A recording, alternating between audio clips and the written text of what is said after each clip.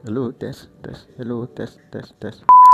Guys, so hari ni ada seorang customer yang walk in dekat kita punya office beli iPhone second hand lah.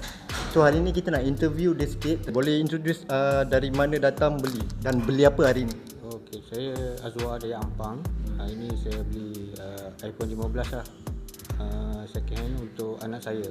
Untuk anak. Untuk anak. Sebelum ni tahu pasal kami daripada mana? Kita scroll dalam, kita jumpa dalam FB lah, Facebook. Lepas tu survey tengok harga sesuai, kita pergi sini lah. So abang nampak daripada poster kami ke jumpa FYP ataupun konten video kami? So, bila kita tengok, kita surf iPhone tu, dia keluar lah macam company apa semua kan. Lepas tu tengok yang ni, tengok harga apa semua tu, antara WhatsApp apa semua tu. Sebelum datang sini, apa benda yang paling abang risau pasal nak beli? Risau takut yang fake ke apa, kena scam lah kan. Jadi better saya pergi jumpa betul face to face, baru kita confident sikit lah.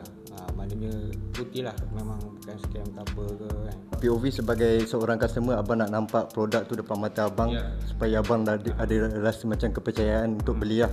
Nak cakap apa-apa untuk orang yang tengah consider nak beli tapi masih ragu-ragu?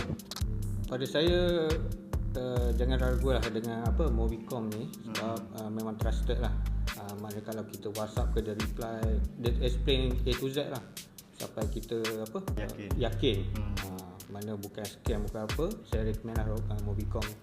Siapa-siapa yang mencari produk iPhone baru ataupun second, kita ada jual juga. Boleh contact dengan kami www.movicom.my. Pastilah Movicom. Terima kasih bang.